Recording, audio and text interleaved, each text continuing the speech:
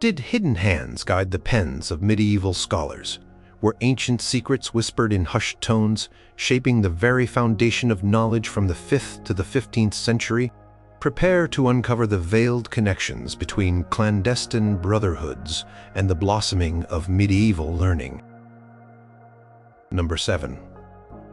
The Brethren of Purity, Ikhwan al-Safa.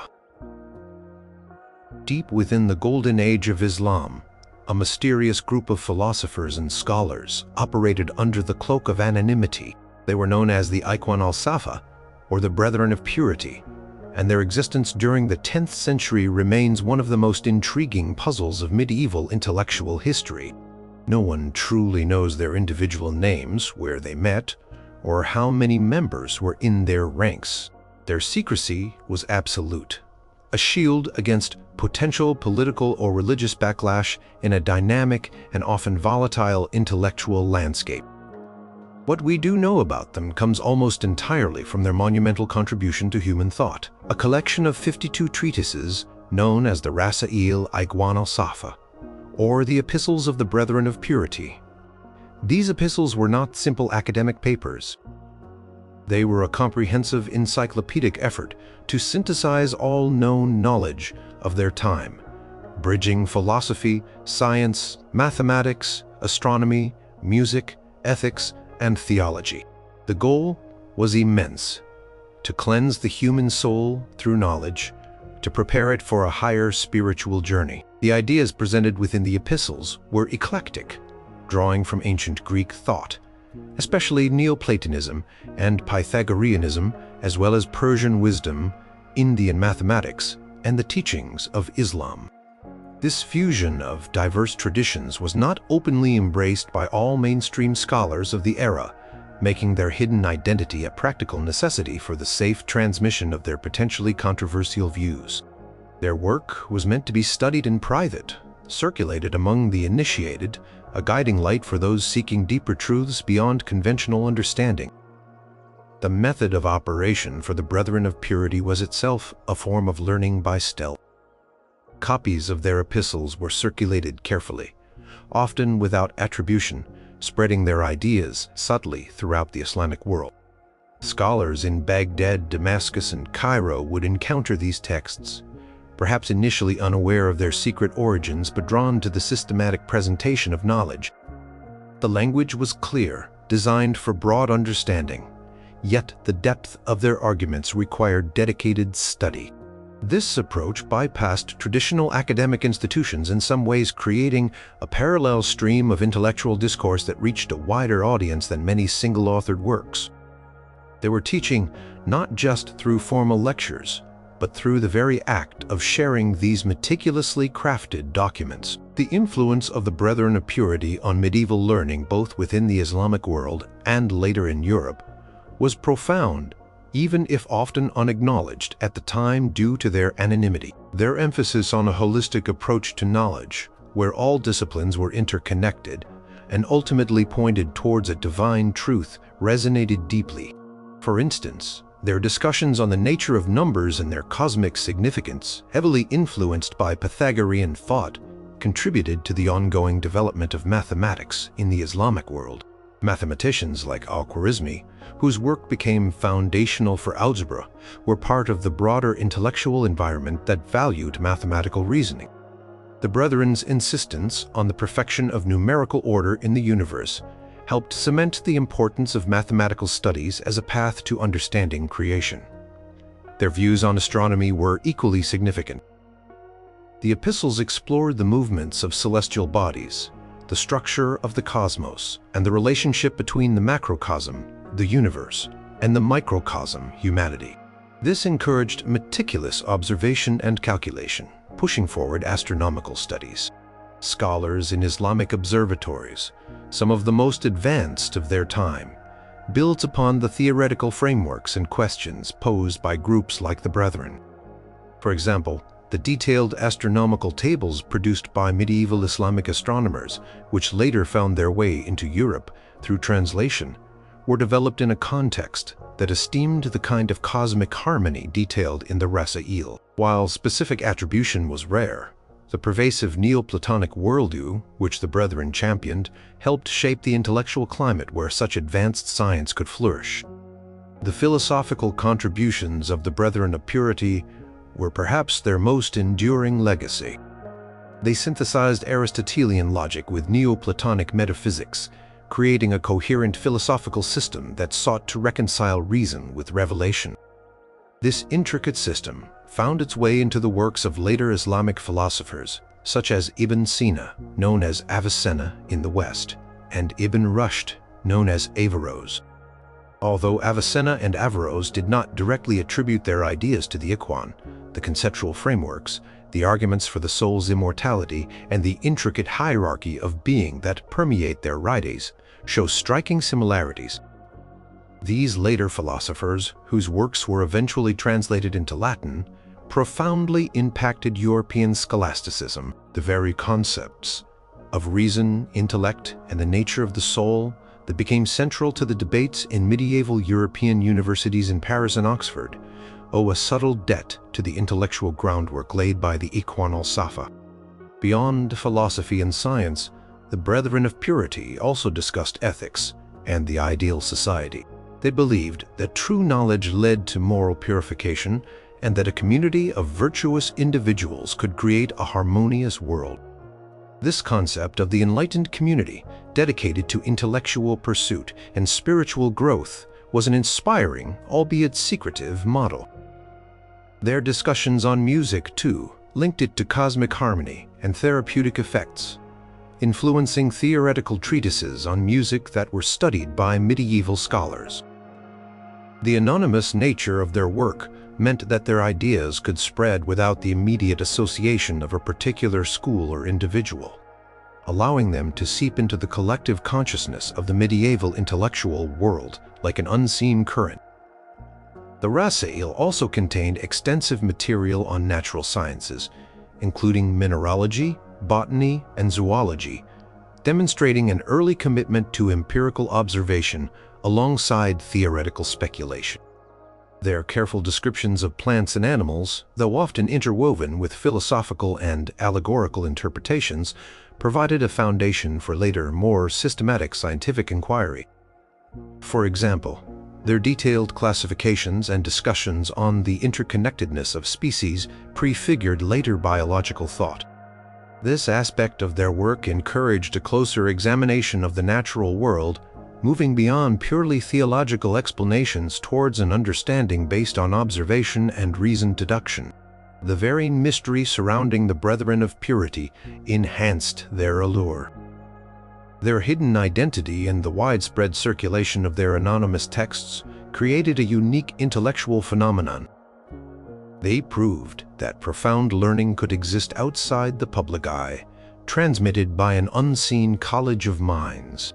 Their influence was not direct sponsorship of universities or public lectures, but a pervasive intellectual climate shaped by their comprehensive synthesis of knowledge.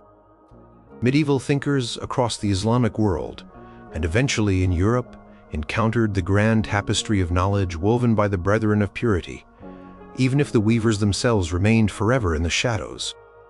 Their enduring legacy lies in the silent yet powerful way their ideas seeded the intellectual landscape, encouraging a holistic, interdisciplinary approach to understanding the universe and humanity's place within it.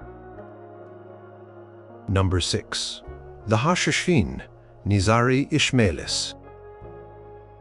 In the rugged mountains of Persia and Syria, during the high medieval period, a secretive order known as the Nizari Ishmailis, or more commonly and controversially as the Hashashin, carved out a unique place in history. Their mountain fortresses, like the formidable Alamut, were not just military strongholds, but also centers of intense intellectual activity. Founded by Hassan I-Saba in the late 11th century, this Shia Islamic sect developed a highly structured hierarchy with layers of initiation and secret teachings passed down through a select few. The very term Hashashin became synonymous with covert operations and unwavering loyalty, obscuring their deeper philosophical and scholarly pursuits from public view. Their esoteric doctrines, known as talim, emphasized the need for a living, infallible teacher to guide believers to true understanding, a concept that set them apart from Sunni orthodoxy and necessitated their secretive existence. The core of Nizari Ismaili belief revolved around a complex philosophical and theological system that integrated Neoplatonic thought with Islamic revelation. They possessed extensive libraries within their fortresses, preserving ancient texts and fostering their own scholars. These libraries were said to contain vast collections of books on astronomy, mathematics, medicine, philosophy, and various religious sciences. While the public image of the Hashishin was often one of assassins and political conspirators, within their inner circles, the pursuit of knowledge was paramount.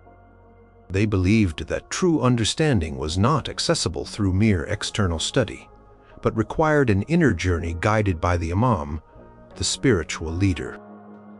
This belief system encouraged deep intellectual inquiry, but always within the framework of their esoteric interpretation of Islam. Transmission of knowledge within the Nizari Ismaili community was highly controlled and hierarchical. Initiates were taught in stages, gradually revealing deeper layers of meaning and understanding. This system ensured that sensitive information and advanced philosophical concepts were only shared with those deemed ready to comprehend them, preventing misinterpretation or the dissemination of teachings that could be dangerous in the hostile political climate they inhabited.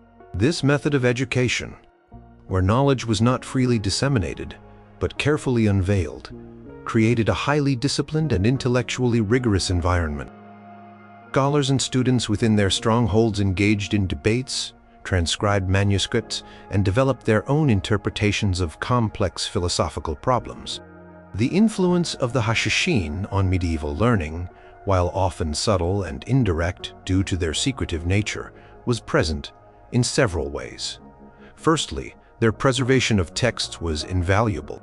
In an era where books were precious and easily lost, the Nizari libraries acted as intellectual sanctuaries.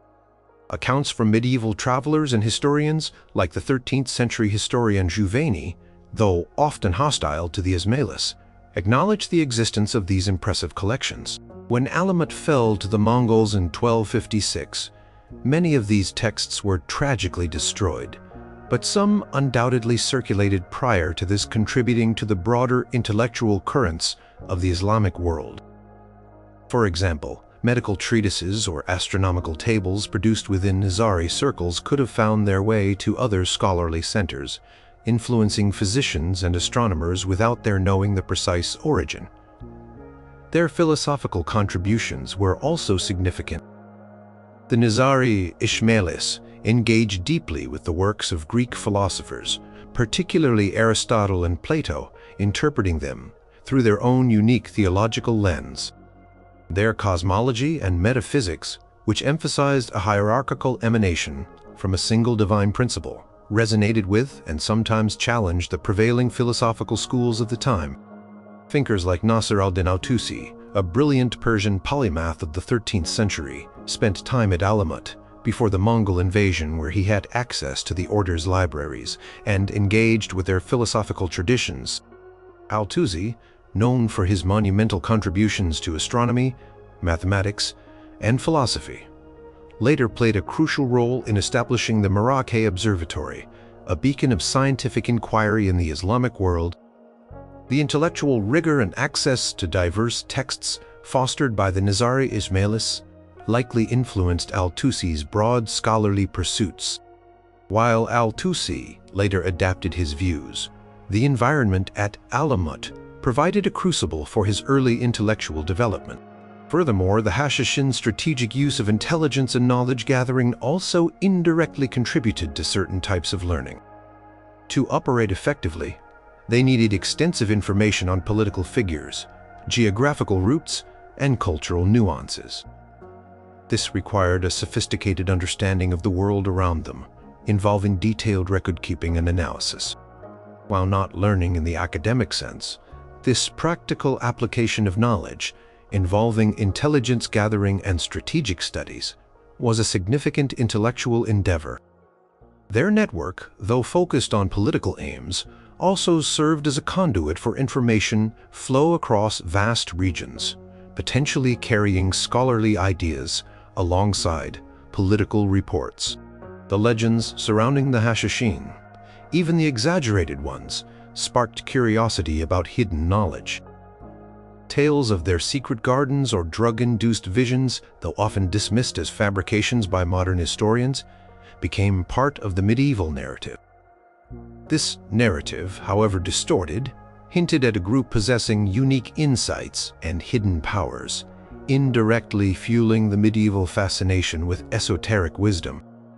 While not directly influencing university curricula, such stories contributed to a broader cultural interest in secret traditions and their perceived connection to profound, perhaps dangerous, knowledge. The philosophical and theological texts produced by Nizari scholars, even those circulated anonymously or within their inner circles, explored concepts of free will, divine justice, and the nature of reality in ways that were distinct from mainstream Sunni or Christian thought. These alternative perspectives, when they inevitably trickled into broader intellectual discourse, challenged existing paradigms and stimulated new lines of inquiry. For example, their emphasis on ta'wil, the allegorical or esoteric interpretation of religious texts, encouraged a deeper, more nuanced reading of sacred scriptures, a method that also found parallels in certain mystical or philosophical schools within Christianity. The very existence of a powerful, intellectually sophisticated group operating in secrecy like the Hashashin revealed the diverse forms that knowledge could take and the various ways it could be preserved and transmitted during the medieval period. They were a testament to the fact that not all learning took place in grand universities or monasteries. Sometimes the most rigorous intellectual pursuits happened in secluded mountain fortresses, driven by a profound commitment to esoteric truths and the need for self-preservation. Their legacy, though shrouded in mystery and often sensationalized, points to a vibrant, hidden intellectual life that contributed to the rich tapestry of medieval thought. Number 5. Jewish Kabbalists.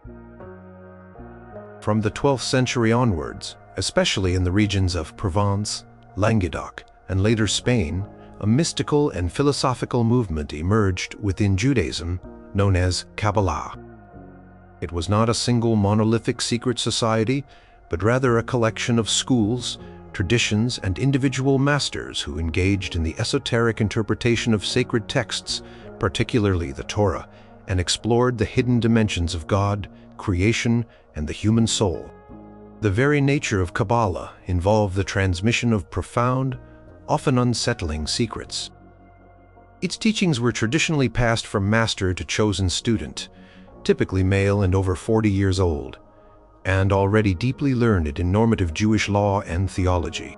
This oral transmission, and the often cryptic language of their written works, maintained a powerful veil of secrecy around its core tenets, ensuring that only the initiated could truly grasp its mysteries. The central aim of Kabbalah was to understand the Ein Sof, the infinite unknowable aspect of God and its manifestation through 10 divine emanations called Sephiroth. These Sephiroth formed a complex tree of life, representing different aspects of God and the cosmos, and provided a framework for understanding the universe, human experience, and the path to spiritual enlightenment.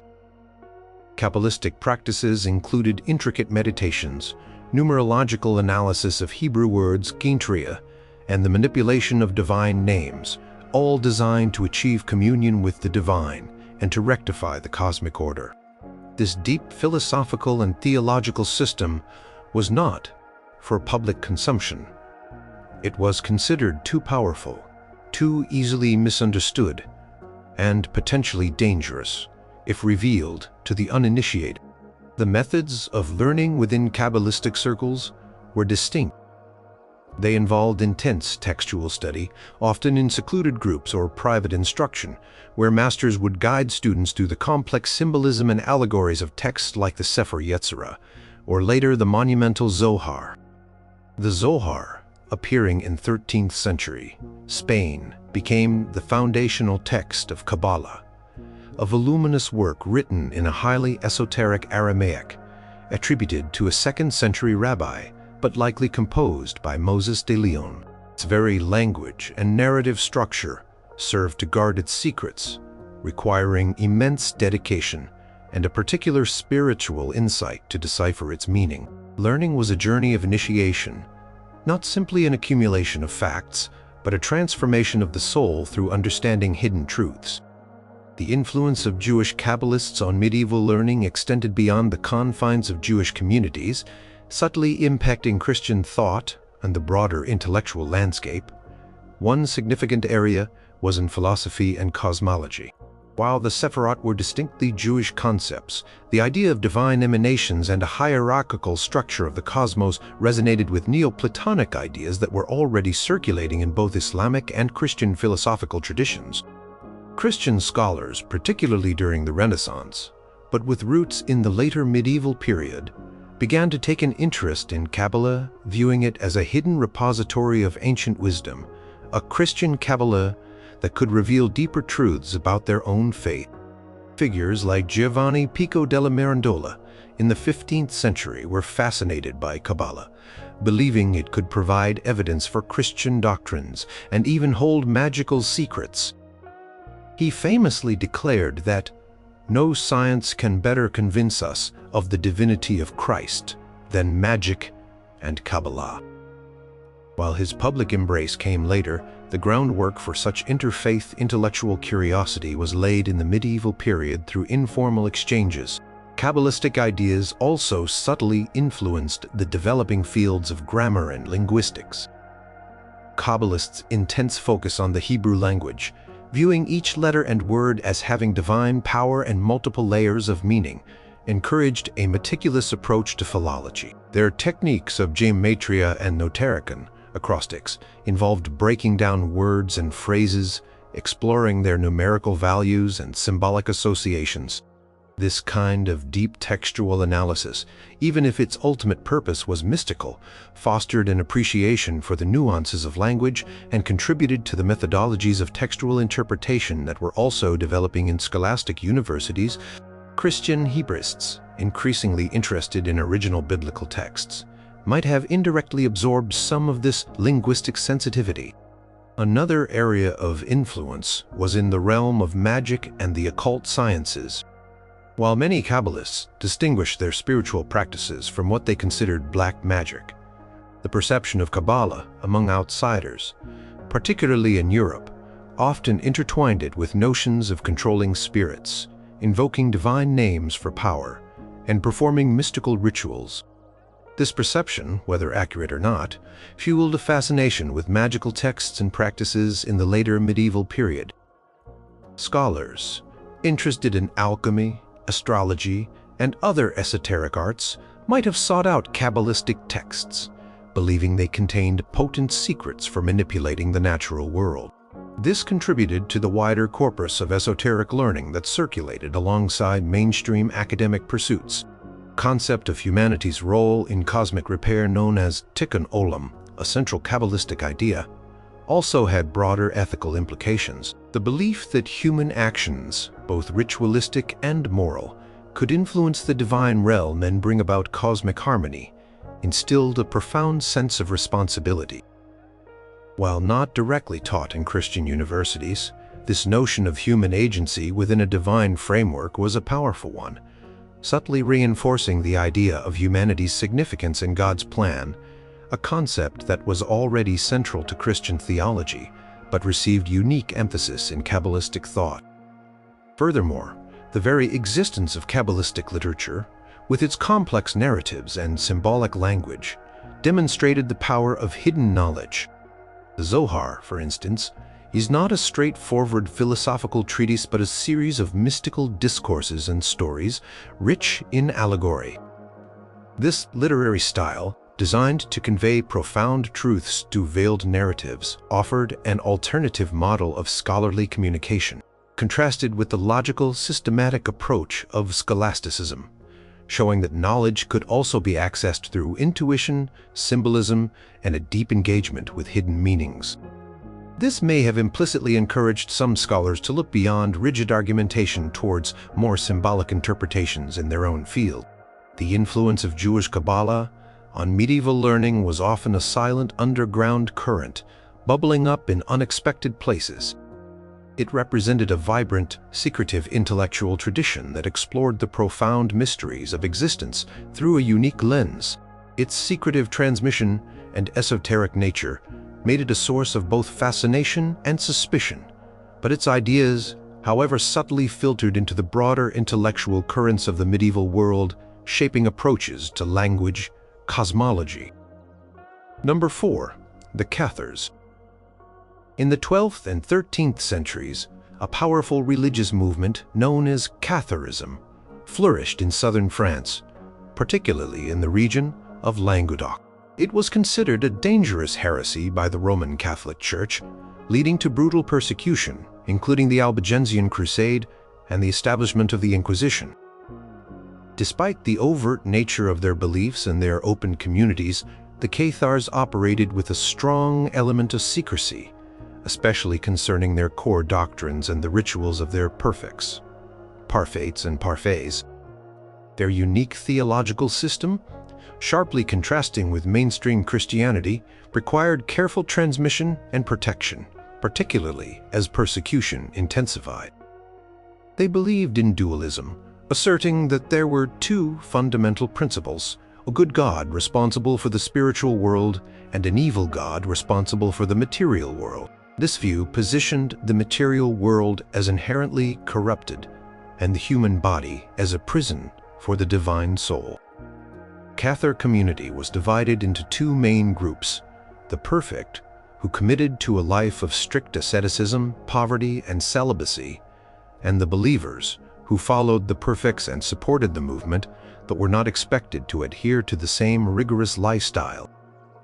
Perfects were the true teachers and spiritual leaders, responsible for transmitting the consolamentum, their unique spiritual baptism, and for living an exemplary life of purity. Their knowledge was passed on through oral teachings and private instruction, often in secret gatherings, in homes, caves, or hidden forest clearings, away from the prying eyes of church authorities. They possessed their own versions of Scripture, often simpler, more literal interpretations of the New Testament, devoid of the complex theological apparatus of the Catholic Church. Learning within Catharism was primarily spiritual and ethical, focused on purification and liberation from the material world. It was not academic in the scholastic sense, but deeply intellectual in its own right, requiring a profound understanding of their dualistic cosmology and a commitment to living according to its principles. Perfects would teach the believers through sermons and discussions, explaining the nature of good and evil, the path to salvation, and the importance of simple, pure living. This oral tradition was essential for transmitting their distinctive theology and moral code, allowing the movement to spread and persist despite relentless pressure. The influence of the Cathars on medieval learning, while not directly impacting university curricula, subtly challenged prevailing intellectual paradigms and contributed to the broader discourse on theology, ethics, and the nature of knowledge itself. The very existence of a widespread articulate heresy forced the Catholic Church to sharpen its own theological arguments.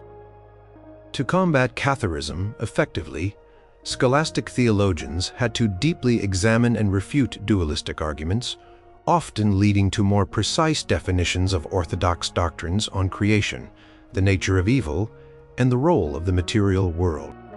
For instance, the works of Thomas Aquinas and other leading scholastic thinkers include responses to dualistic thought, indicating that Cathar ideas, even if condemned, provoked intellectual responses that shaped the development of Orthodox theology. Moreover, the Cathar emphasis on poverty and asceticism, while extreme, resonated with existing reform movements within the Catholic Church, such as the Franciscan and Dominican orders, both founded in the early 13th century.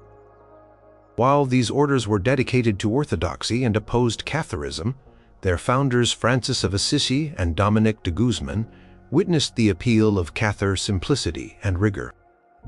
This indirect influence might have spurred a renewed focus within the Church on living an apostolic life, rejecting worldly wealth and preaching directly to the people. The Dominicans, in particular, were founded to combat heresy through preaching and intellectual argument, suggesting that the Cathar challenge prompted a greater emphasis on theological learning and popular instruction within the Church. Cathar's rejection of certain aspects of the Church's authority, such as sacraments performed by unworthy priests or the literal interpretation of biblical stories, encouraged a critical examination of religious practices and texts. While dangerous for an individual to openly adopt this critical stance, even if condemned, subtly contributed to a climate where questions about authenticity and interpretation were increasingly discussed.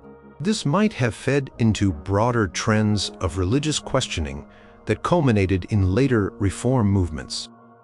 Their emphasis on a pure form of Christianity, stripped of what they considered human corruption, also sparked dialogues about the origins and evolution of Christian doctrine, even if only in the form of rebuttal from Orthodox scholars. Their approach to Scripture, favoring direct engagement with the New Testament and rejecting many Old Testament narratives as pertaining to the evil God, also highlighted different ways of reading sacred texts. While official church teaching held a unified view of Scripture, the Cathar approach co-created an alternative hermeneutic, reminding scholars that religious texts could be interpreted in vastly different ways, sometimes leading to radical conclusions. This demonstrated the power of interpretation in shaping belief and behavior. The persecution of the Cathars also had a profound, if tragic, impact on medieval learning by forcing scholars and inquisitors to develop more sophisticated methods of investigation and record-keeping. The tribunals of the Inquisition, established to root out heresy, generated extensive records of interrogations, confessions, and testimonies.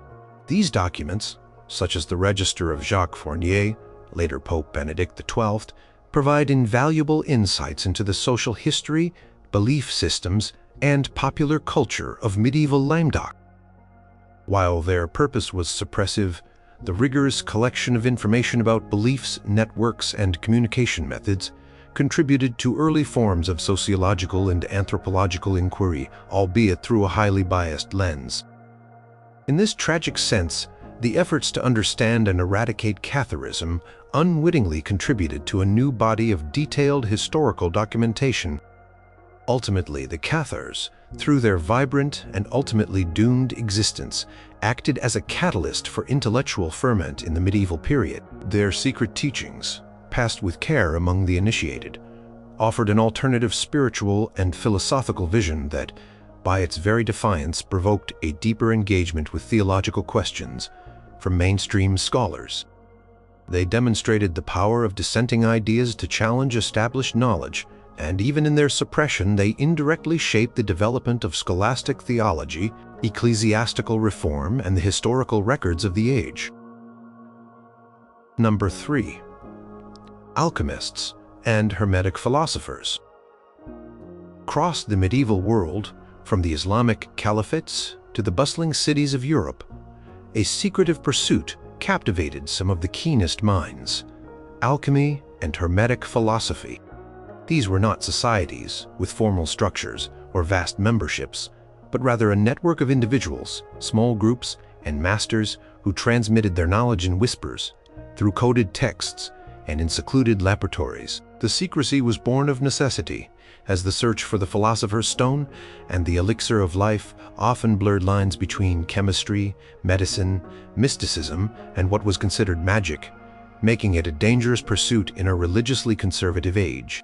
Their knowledge was passed down through a lineage of initiates, often requiring direct apprenticeship, and their written works were deliberately obscure, filled with allegories, symbols, and riddles, ensuring that only those with the proper background and guidance could unravel their deeper meanings. The core beliefs of alchemists and Hermetic philosophers revolved around the idea that the universe was a single interconnected whole, governed by hidden correspondences between the macrocosm, the universe, and the microcosm, humanity. They believed in the possibility of transformation, not just of base metals into gold, but of the human soul into a state of perfection.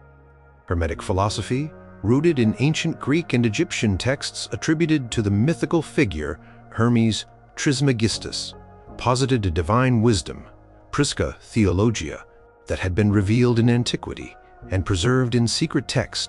These texts, like the Corpus Hermeticum, which became widely known in Europe later, but had earlier fragmentary presence, discussed cosmology, astrology, magic, and the ascent of the soul. Alchemists, often drawing on these Hermetic principles, sought to mimic natural processes in the laboratory, believing that by purifying and perfecting matter, they could also purify and perfect themselves. The methods of learning were highly experiential and secretive. Apprentices would work alongside a master, learning by doing, observing, and interpreting cryptic instructions. Written texts were paramount, but they were often deliberately designed to obscure rather than reveal. The famous Emerald Tablet of Hermes, a short, enigmatic text, served as a foundational philosophical statement for many alchemists, its concise pronouncements requiring deep contemplation and often years of practical work to comprehend. This emphasis on secrecy was also a protective measure. Knowledge was power, and certain secrets, like the true nature of the Philosopher's Stone, were considered too potent for the uninitiated. The influence of alchemists and Hermetic philosophers on medieval learning was surprisingly extensive, subtly shaping the development of chemistry, medicine, and natural philosophy. While the ultimate goals of alchemy, transmuting lead into gold, were rarely achieved in a literal sense, the practical experimentation conducted by alchemists led to significant advancements in chemical processes. They developed techniques for distillation, sublimation, calcination, and discovered new substances like various acids and alkalis. Medieval university scholars, particularly those interested in natural philosophy or medicine, relied on these methods and substances. For example, the precise techniques for preparing mercury and sulfur, crucial alchemical ingredients, were perfected in alchemical laboratories and later found their way into medical preparations and industrial processes. The work of figures like Jabir ibn Hayyan, a legendary alchemist from the 8th century, whose works were translated into Latin, introduced precise laboratory procedures and a systematic approach to chemical experimentation. In medicine, Hermetic and alchemical ideas contributed to the development of new remedies and theories. The concept of the elixir of life spurred research into prolonging life and curing diseases, leading to the discovery and refinement of herbal medicines, mineral compounds, and distillation techniques for producing potent extracts. Physicians, sometimes operating outside the formal medical schools, might have incorporated these alchemical remedies into their practice. Paracelsus, a later physician from the Renaissance, is famous for his alchemical approach to medicine, but his ideas had roots in medieval alchemical traditions. The emphasis on understanding the balance of elements within the body, a key alchemical concept, also subtly influenced medieval humoral theory, which focused on the balance of bodily fluids. Philosophically, Hermeticism offered an alternative to the dominant Aristotelian worldview in the later medieval period. While Aristotle provided a systematic logic and empirical framework, Hermetic philosophy offered a more mystical, interconnected vision of the cosmos. This appealed to those seeking a more spiritual understanding of the universe, where magic and divine influence played a greater role. The rediscovery and translation of the Corpus Hermeticum in the Renaissance was a major event, but elements of Hermetic thought had already permeated medieval thought through Arabic translations and earlier Latin texts. This philosophical stream influenced thinkers who sought to reconcile Christian theology with a more holistic, divinely infused natural world, sometimes touching upon concepts of natural magic that bordered on the occult but were considered legitimate inquiries into the hidden powers of nature. Alchemists also contributed to the development of scientific language and symbolism. Their texts, though often deliberately obscure, used precise terminology for chemical substances and processes, many of which became standard. The use of symbols, such as planetary symbols for metals, created a universal shorthand for practitioners across different regions, fostering a common, if secret, intellectual vocabulary. While this symbolism also served to conceal it inadvertently created a system of notation that hinted at deeper, more complex relationships between substances and processes. The pursuit of alchemy also encouraged a systematic, experimental approach to understanding the material world. Although their goals were often mystical, alchemists meticulously observed, recorded, and recated experiments, sometimes for years on end. This dedication to empirical investigation, even if driven by speculative theories, laid foundational groundwork for the scientific method. Scholars, like Roger Bacon, a Franciscan friar and philosopher of the 13th century who championed experimental science, were aware of and sometimes engaged with alchemical texts, recognizing the value of practical work and observation. The secretive nature of their work meant that this experimental spirit was often cultivated in private individual endeavors, complementing the more theoretical discussions in universities. In essence, alchemists and hermetic philosophers, though shrouded in mystery, were crucial contributors to the tapestry of medieval learning. Their hidden laboratories and coded texts concealed a vibrant tradition of practical experimentation and philosophical inquiry. They advanced chemical knowledge, influenced medical practices, and offered alternative philosophical perspectives that challenged and enriched the dominant intellectual currents of the age. Their influence was not through public lectures or university degrees, but through the quiet, persistent pursuit of hidden knowledge that subtly transformed how medieval scholars understood the material world and its spiritual dimensions. Number 2. Sufi orders. In the vast and intellectually vibrant Islamic world during the medieval period, Sufi orders emerged as powerful spiritual and intellectual forces. Sufism, the mystical dimension of Islam, focused on the inner esoteric path to God.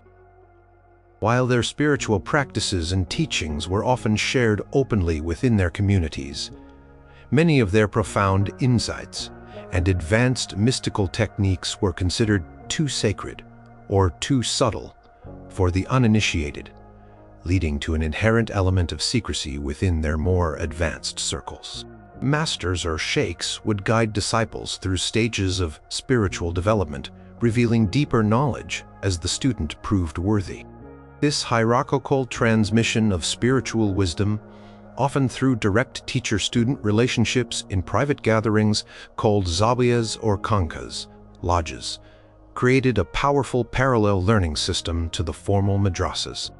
Core beliefs of Sufi orders centered on the purification of the self, the cultivation of divine love, and the direct experience of God through disciplined spiritual practice, including meditation, prayer, fasting, and rhythmic chanting. Parfois, their teachings often involved complex metaphysical concepts, discussions on the nature of the soul, the divine attributes, and the relationship between humanity and the cosmos. Figures like Al-Ghazali, a towering intellect of the 11th and 12th centuries, after a period of spiritual crisis, embraced Sufism and integrated its insights into mainstream Islamic thought, even though some aspects of Sufism remained esoteric or challenging to orthodox interpretation. This integration helped disseminate Sufi ideas more broadly, even as the most profound spiritual secrets remained within the orders. The method of learning in Sufi orders was intensely personal and experiential. Disciples would live with their sheikhs, serving them, observing their behavior, and engaging in deep contemplation and spiritual exercises. Oral teachings, parables, and symbolic language were primary tools for transmitting knowledge. Written works like the poetry of Rumi or the treatises of Ibn Arabi were often rich in allegory and symbolism, requiring guidance from a master to fully comprehend their hidden meanings. This secretive, initiatic approach ensured that the spiritual power and depth of the teachings were preserved and conveyed effectively, far from the purely academic debates of formal institutions. The influence of Sufi orders on medieval learning in the Islamic world was immense, and this influence indirectly seeped into Europe through translation and intellectual exchange. One of the most significant contributions was in philosophy and metaphysics. Sufi thinkers engaged deeply with Greek philosophy, particularly Neoplatonism, integrating concepts like emanation, the unity of being, and the soul's journey back to its divine source into Islamic thought. Ibn Arabi, a 12th and 13th century Andalusian Sufi mystic, developed the complex metaphysical system known as the unity of being, Wathat al-Wujud, that profoundly influenced subsequent Islamic philosophy and mysticism. His prolific writings, though often dense and symbolic, challenged and enriched the philosophical discourse of the time. These Sufi philosophical insights, when translated and studied by European scholars, provided new perspectives on the nature of reality, God, and the human soul, influencing Christian mystics and philosophers. Sufi scholars also contributed significantly to literature and poetry. The ecstatic poetry of figures like Rumi 13th century, with his allegories of divine love and spiritual yearning, became a cornerstone of Persian literature. While poetic, these works conveyed profound philosophical and theological ideas, making complex concepts accessible through emotional and aesthetic experiences. Sufi narratives and parables were often used as teaching tools, conveying ethical lessons and spiritual truths. These literary forms, developed within Sufi circles, influenced not just Islamic literature, but also, through translation and cultural exchange, aspects of European mystical poetry and allegorical writing. The enduring power of Sufi poetry transcended linguistic barriers and religious differences. Moreover, Sufi orders often fostered intellectual centers that supported a wide range of learning. Many khanqahs included libraries, schools, and hospices, becoming hubs for scholars, travelers, and students from diverse backgrounds. While their primary focus was spiritual, the intellectual rigor required to engage with Sufi metaphysical texts meant that these centers also became places for philosophical debate, textual commentary, and the preservation of knowledge. For example, during times of political instability, Sufi centers often remained places of relative peace where scholarly pursuits could continue. This informal patronage of learning by Sufi orders created a parallel intellectual infrastructure that complemented formal madrasas and universities. Sufi spiritual practices also emphasized self-discipline, introspection, and purification of the soul. These practices, while spiritual in nature, had a direct impact on ethical thought and psychological understanding. Sufi psychologists, centuries before modern Western psychology, developed intricate models of the human psyche, the stages of spiritual development, and the overcoming of base desires. This profound understanding of human nature and spiritual growth contributed to the broader field of ethical philosophy in the Islamic world, influencing discussions on virtue, morality, and character development that were also of interest to European scholastic thinkers. Pervasive influence of Sufi ideas on Islamic art, music, and architecture also served as a subtle form of learning. Calligraphy, geometric patterns, and the design of mosques and Sufi shrines often incorporated symbolic meanings rooted in Sufi cosmology.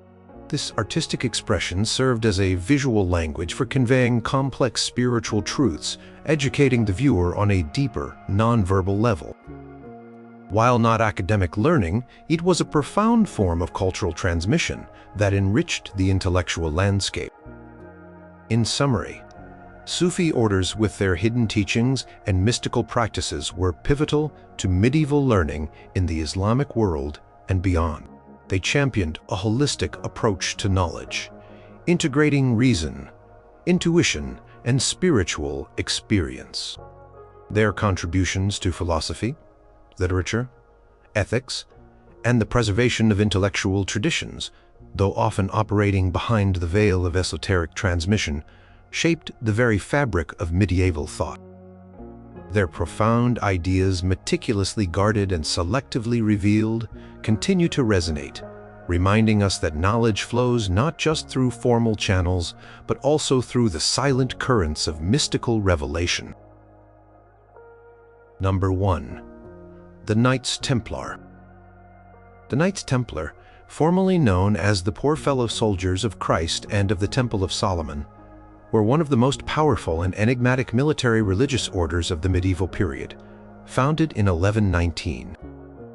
While ostensibly a monastic order dedicated to protecting pilgrims in the Holy Land, their rapid accumulation of wealth, extensive network of commanderies across Europe, and alleged secret rituals have fueled centuries of speculation about their true nature.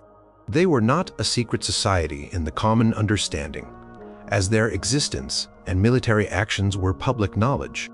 However, their internal operations, initiation ceremonies, and the true extent of their financial dealings and knowledge acquisition were closely guarded secrets known only to the highest ranks. This secrecy, combined with their extraordinary power, made them a source of both awe and suspicion. Core purpose of the Knights Templar was military, to protect Christian pilgrims and fight in the Crusades. However, their monastic rule, modeled after the Cistercians, also emphasized piety, discipline, and communal living. Beyond their military prowess, they became masters of finance, developing sophisticated systems of banking, credit, and international money transfer. This required immense administrative and intellectual skill, including literacy, numeracy, and a deep understanding of trade and property law. Their network of commanderies served as safe houses, storage facilities, and financial centers connecting distant parts of Europe with the Holy Land. It was in these less overt roles that their influence on medieval learning became significant, often through means that were either hidden or simply not widely understood by the public. The methods of operation for the Templars involved an intricate system of administration and communication.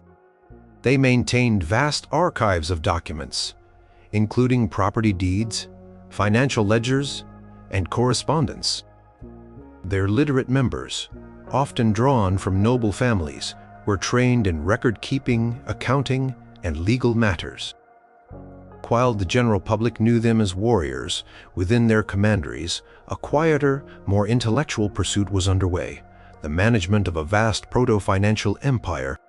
Their internal rules and initiation rituals were also kept secret, creating an air of mystery and leading to later accusations of heresy, such as the infamous charges of spitting on the cross and idol worship during their suppression in the early 14th century. The influence of the Knights Templar on medieval learning, while rarely direct in terms of founding universities or teaching specific curricula, was pervasive in several critical areas, particularly in the development of finance, administration, and possibly the transmission of knowledge from the East. One of their most significant contributions was to the evolution of medieval banking and financial systems. Templars offered letters of credit, allowing pilgrims and crusaders to deposit money in Europe and withdraw it in the Holy Land, thereby avoiding the dangers of carrying large sums of cash. This system required sophisticated accounting practices, secure communication, and a robust understanding of international exchange. While not academic learning, this was a groundbreaking application of numerical and administrative knowledge that advanced the practical sciences of finance and trade across Europe. Their innovations undoubtedly influenced later Italian banking families and merchant guilds, shaping the economic landscape of the High Middle Ages. Records from the 12th and 13th centuries, like the rolls of the Templars, demonstrate their meticulous accounting and asset management. Furthermore, the Templars' extensive presence in the Holy Land exposed them to Arabic and Byzantine scholarship. While there is little direct evidence of Templar knights themselves becoming scholars of Arabic texts, their presence certainly facilitated cultural exchange. They would have encountered advanced Islamic medicine, astronomy, and architecture. It is plausible that some of the knowledge from these fields, perhaps in the form of practical information or medical techniques, found its way back to Europe through their vast logistical network. For example, the detailed mapping and logistical planning required for their military campaigns might have led to an exchange of geographical or cartographical knowledge from the more advanced Islamic mapping traditions. While this was not a formal academic transmission, it was a subtle diffusion of practical and scientific understanding across cultural divides. Their architectural endeavors also demonstrated an advanced understanding of geometry and engineering. Templar castles and churches, often built with impressive speed and scale, employed sophisticated construction techniques. The design of their churches, such as the round churches modeled after the Church of the Holy Sepulchre in Jerusalem, often incorporated specific geometric and symbolic forms. This practical application of mathematical and architectural knowledge was a form of learning by doing, pushing the boundaries of medieval construction. The Templars' construction projects, documented in various charters and architectural remains across Europe, connotes a mastery of engineering that influenced contemporary builders and master masons. The Templars also possessed extensive landholdings and managed complex agricultural estates. This required knowledge of land management, crop rotation, animal husbandry, and legal practices. Their commanderies often served as centers of economic innovation, employing advanced techniques for the period. The records of their land management, though largely inaccessible to the general public, represent a vast repository of practical agricultural and economic knowledge. While this was primarily practical learning, it contributed to the broader economic development of medieval Europe. Finally, the very mystery surrounding the Templars, fueled by their sudden wealth, alleged secret rituals, and eventual brutal suppression, sparked centuries of interest in hidden knowledge. The accusations of heresy, particularly concerning alleged secret idols and ceremonies, contributed to the perception that they possessed hidden, perhaps dangerous wisdom. This perception, while largely unfounded in historical fact, fed into a wider medieval fascination with secret societies and ancient wisdom. Later groups, like the Freemasons, would even claim a lineage from the Templars, attributing to them a secret knowledge tradition that continued to inspire intellectual and esoteric pursuits long after the order's demise. The Knights Templar, therefore, influenced medieval learning, not by sitting in academic halls or writing philosophical treatises, but by being a powerful, secretive engine of administrative, financial, and logistical innovation.